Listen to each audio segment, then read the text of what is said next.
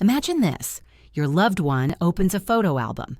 They recognize a familiar face, but they can't remember who it is.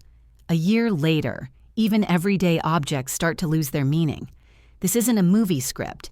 It's the reality for millions of people living with Alzheimer's disease. But today, for the first time in years, there is real, practical hope. Scientists are developing a drug that may slow down memory decline. Not a miracle cure, but a treatment that could give families what they ask for most, more time. So what makes this new drug different? In the past, most treatments focused on easing symptoms for a short while.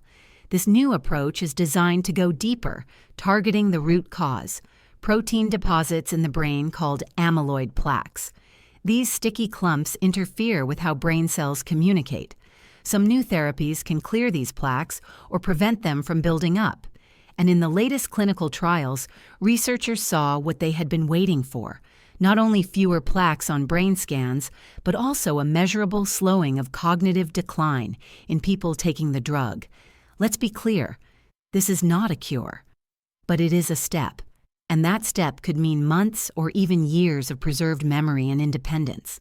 A few extra years before full-time care is needed. Extra birthdays, extra conversations, extra moments of clarity. Those years are priceless. How does the trial process work? It happens in 3 phases. Phase 1 focuses on safety. Phase 2 tests the right dose and looks for early signs of benefit. Phase 3 is the largest and most critical. Thousands of people across different countries are enrolled to prove whether the drug really works and is safe long-term. Only after successful Phase 3 results can regulators even consider approval.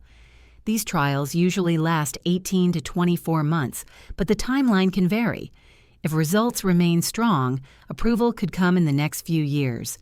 Now you might be wondering, how could my loved one get access to a trial like this? Here's what you need to know. Clinical studies usually recruit people in the early stages of Alzheimer's, when symptoms are noticeable, but independence is still possible. Eligibility often requires medical tests, like PET scans, MRIs, or blood tests, to confirm the presence of amyloid plaques. Families can learn about trials through neurologists, memory clinics, national Alzheimer's associations, or official government trial registries. Participation can offer early access to new treatments, but it also comes with responsibilities, frequent checkups, regular brain scans, and possible side effects. Here are some questions you can ask your doctor right now. Do we have confirmation of amyloid or other biomarkers? Are there any clinical trials in our area we could qualify for? What are the potential side effects and how are they monitored? How long does participation usually last? What will it cost us in terms of time, travel, and other commitments? But what about risks? They're real. Some of these drugs can cause changes visible on MRI scans, like swelling or small brain bleeds. Doctors monitor for this closely, but families should know it's a possibility. And even if a drug is approved, cost and access will be major challenges. Health systems and insurance providers may take time to cover expensive new therapies. Access is also uneven. Large cities with research centers may offer opportunities that smaller communities don't. So why stay hopeful? Because success with one treatment opens the door for many more.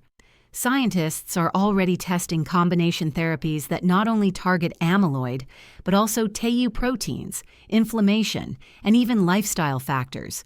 The future may look more like how we manage other chronic conditions, multiple approaches, early detection, and continuous care. And there are things families can do today. Talk to a specialist and ask about biomarker testing. Look for local support groups. Sharing information and resources makes the journey easier. Stay informed through reliable sources and be cautious of false promises or unproven miracle cures. And most importantly, don't face this alone. Every family's story adds to the growing awareness of this disease. What's next? If current large-scale trials confirm positive results, regulatory agencies will review the drug. After that, doctors will begin to prescribe it in real-world clinics. This transition can take months. sometimes years. In the meantime, other therapies will continue to move forward. And for the first time, progress is happening faster than ever before. If someone in your family is living with Alzheimer's, remember this. These new drugs may not restore every memory, but they could give the gift of time. Time to plan, time to love, and time to live with dignity. And that alone is worth everything.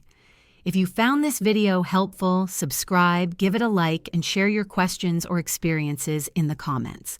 I'll read them, and your story might help someone else. And please share this video with anyone who needs it. Sometimes one piece of information can change a life.